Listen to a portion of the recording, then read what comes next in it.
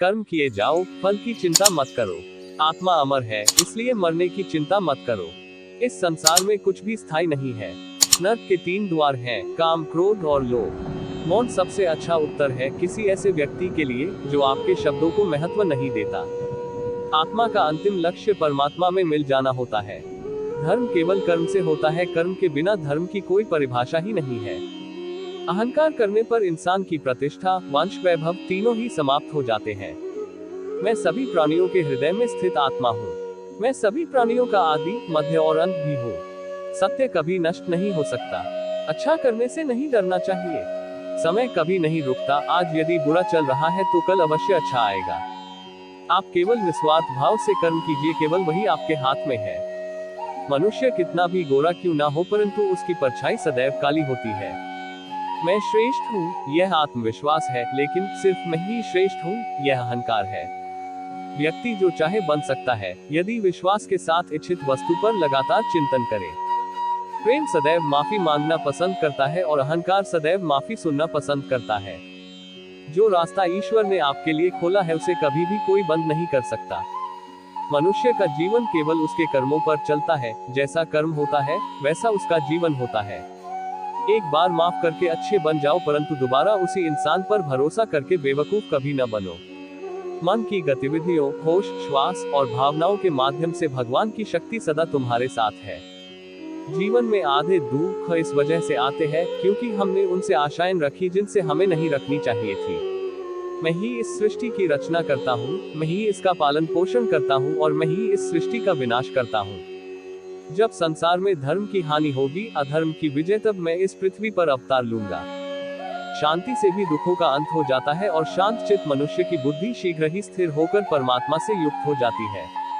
हमारी आस्था की परीक्षा तब होती है जब हम जो चाहे वो न मिले और फिर भी हमारे दिल से प्रभु के लिए शुक्रिया ही निकले। लोग अक्सर सच कहने से बचते हैं या डरते हैं, पर सत्य कभी छुप नहीं सकता और न ही कभी मिट सकता है। कितना भी छुपा ले पर सच तो उजागर हो ही जाएगा। जो बात सच पर आधारित हो उसे करने या कहने और मानने से कभी नहीं डरना चाहिए। इच्छा पूरी नहीं होती तो क्रोध बढ़ता है और इच्छा पूरी होती है तो लोभ बढ़ता है। इसलिए जीवन की हर स्थिति में धैर्य बनाए रखना। धर्म केवल रास्ता दिखाता है, लेकिन मंजिल तक तो कर्म ही पहुंचाता है।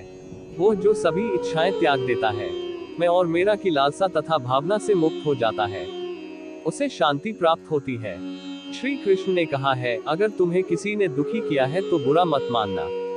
लोग उसी पेड़ पर पत्थर मारते हैं जिस पेड़ पर ज्यादा मीठे फल होते हैं। स्वार्थ से रिश्ते बनाने की कितनी भी कोशिश करें, वो कभी नहीं बनते हैं। और प्रेम से बने रिश्तों को कितना भी तोड़ने की कोशिश करें, वो कभी नहीं टूटते। अगर व्यक्ति शिक्षा से पहले संस्कार, व्यापार से पहले व्यवहार और भगवान से पहले माता पिता को पहचान ले तो जिंदगी में कभी कोई कठिनाई नहीं आएगी। जिस मनुष्य ने जवानी में बहुत पाप किए हैं उसे बुढ़ापे में नींद नहीं आती। श्री कृष्ण कहते हैं कि मनुष्य को अपने मन को बार बार समझाना चाहिए कि ईश्वर के सिवा उसका कोई नहीं है। परिवर्तन इस संसार का नियम है। कल जो किसी और का था, आज वो तुम्हारा है एवं कल वो किसी और का होगा। विषयों का चिंतन करने से विषयों की आसक्ति होती है। आसक्ति से इच्छा उत्पन्न होती है और इच्छा से क्रोध होता है। क्रोध से सम्मोहन और अविवेक उत्पन्न होता है। जो कुछ हुआ अच्छे के लिए हुआ, जो हो रहा है अच्छे के लिए हो रहा है, जो होगा वह भी अच्छे के लिए ही होगा। मेरे लिए न कोई घृणित है और न ही कोई प्रिय, न कोई निर्धन है और न ही कोई धनी। बस जो भक्ति भाव के साथ मुझे याद करते हैं, मैं उनका हूँ और वो मेरे। आप वही हैं जिसमें आप विश्वास करते हैं। आप वह बन जाते हैं जो आप मानते हैं कि आप बन सकते हैं। अगर तुम अपना कल्याण करना चाहते हो तो सभी तरह के उपदेशों, सभी धर्मों को छोड़कर मेरी शरण में आ जाओ, मैं तुम्हें मुक्ति प्रदान करूंगा। जिस इंसान के चारों तरफ नकारात्मक लोग रहते हैं, उस इंसान का मंजिल से भटक जाना तय है। जिंदगी में सब कुछ खत्म होना जैसा कुछ भी नहीं होता। हमेशा एक नई शुरुआत हमारा इंतजार कर रही होती है। इंद्रियों के अधीन होने से मनुष्य के जीवन में विकार और परेशानियां आती है। सुख दुख का आना जाना सर्दी गर्मी के आने जाने के जैसा ही है, इसलिए इन्हें सहन करना सीखना ही उचित है।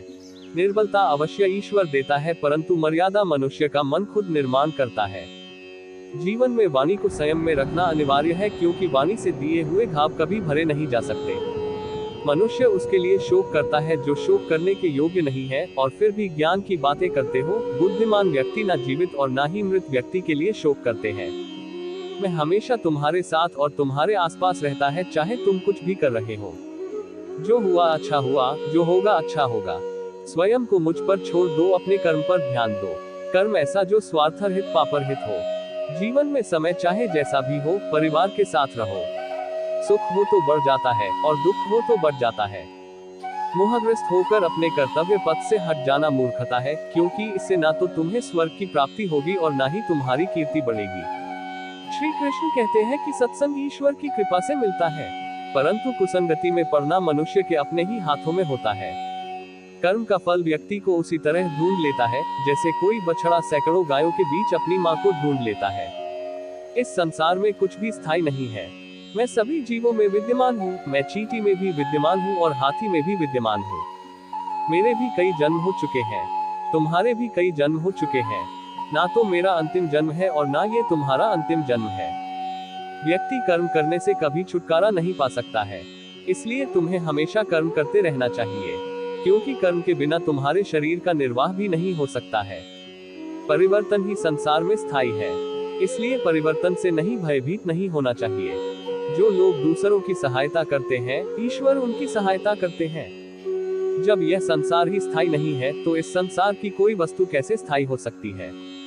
आत्मा शरीर को वैसे ही छोड़ देती है, जैसे मनुष्य पुराने कपड़ों को उतार कर नए कपड़े धारण कर लेता है। मन शरीर का हिस्सा है। सुख दुख का एहसास करना आत्मा का नहीं, शरीर का काम है। मान अपमान, लाभ हानि, गम और खुशी सब मन का खेल है। वो सब कुछ करो जो तुम्हें करना है, लेकिन लालच से नहीं, अहंकार से नहीं, वासना से नहीं, ईर्ष्या से नहीं, बल्कि प्रेम, करुणा, नम्रता और भक्ति के साथ। भगवान श्री कृष्ण इस अनमोल वचन के माध्यम से कार्य करने की नियत का उल्लेख करते हैं। जब किसी भी कार्य करने में अगर लालच होगा, बेईमानी होगी, जलन होगी, तो वो काम न तो सही होगा और न ही उसके परिणाम फलदायी होंगे। इसके अतिरिक्त जिस कार्य को हम पूरे मन से प्रेम पूर्वक करेंगे, तो वो न सिर्फ हमारे लिए बल्कि समाज के लिए भी हितप्रद होगा। इस शरीर का मोह मत करो, ये तो माटी है, माटी में मिल जाएगा। अमर तो आत्मा है जो परमात्मा में मिल जाएगी। लोग अपने शरीर को सुंदर बनाने में लगे रहते हैं, पर आत्मा की सुंदरता शरीर की सुंदरता से कहीं ज्यादा महत्वपूर्ण है। शरीर तो नश्वर है, मिट्टी ही तो है, तो मिट्टी में ही मिल जाता है, पर आत्मा अमर है, इसलिए आत्मा की सुंदरता पर ध्यान दो। आत्मा की सुंदरता अपने को श्री कृष्ण में लीन करने में मिलती है। समय हमेशा चलता रहता है, कभी रुकता नहीं। यदि आज बुरा समय है तो कल अच्छा होगा, इसलिए आप बिना किसी स्वार्थ के सिर्फ कर्म कीजिए, फल समय खुद देगा। न तो समय रुकता है और न ही एक सा रहता है। बुरा समय हो या अच्छा समय बदलता जरूर है। आज बुरा है तो कल अच्छा, और अच्छा तो फिर बुरा समय जरूर आएगा। सुख के बाद दैक और दैक के बाद सुख आते जाते रहते हैं, इसलिए इस पर हमारा कोई वश नहीं है, लेकिन कर्म पर हमारा वश जरूर है। आप सिर्फ कर्म करिए, फल की चिंता किए बगैर। समय आने पर फल जरूर मिलेगा।